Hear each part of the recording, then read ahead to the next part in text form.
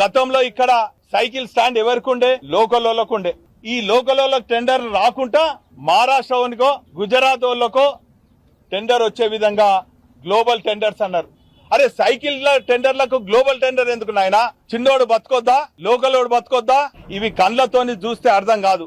మనసు పెట్టి మానవీయ కోణం నుంచి చూస్తే పేదవాని సమస్యలు అర్థమవుతుంది. ఈ ప్లాట్ఫామ్ లో నేను కూడా చాలా సందర్భాలలో ఇక్కడ బుక్ స్టాల్ ఉండే, కూల్ డ్రింక్ షాపులు ఉండే, పల్లి చెక్కీలు షాపులు ఉండే, బిస్కెట్ స్టాల్ ఉండే. ఈ రోజు ఆ లోకల్ వాళ్ళు అమ్మే ఈ స్టాల్ అన్ని కూడా పోయినాయి. ఎవరికి వచ్చినాయి? పక్కకున్న ఏపీ రాష్ట్రంలో వచ్చినాయి, మహారాష్ట్రలోకి వచ్చినాయి.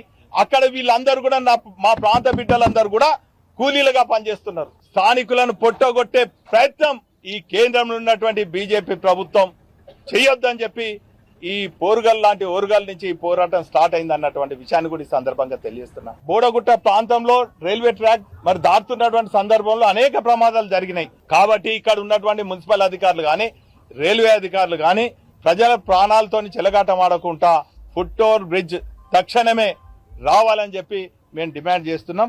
ఏదేమైనప్పటికీ కూడా ఇది దశల వారీగా ఉద్యమం కొనసాగుతుంది. గల్లీ నుంచి ఢిల్లీ వరకు తీసుకుపోతాం.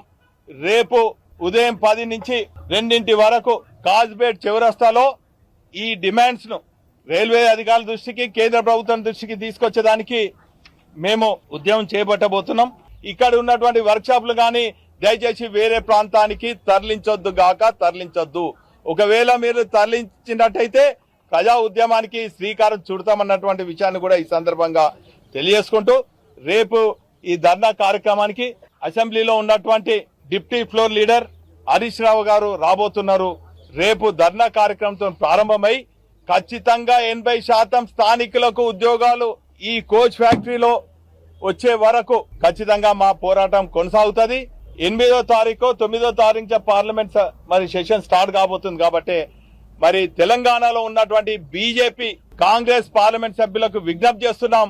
దయచేసి ఈ ప్రాంత సమస్యలపైన మీరు పోరాడండి. ప్రాంత ప్రజల మనుగడను కాపాడండి. ప్రాంత ప్రజల మనోభావాలను గౌరవించండి అని చెప్పి కాంగ్రెస్, బీజేపీ పార్లమెంట్ సభ్యులను విజ్ఞప్తి చేస్తున్నాం, డిమాండ్ చేస్తున్నాం.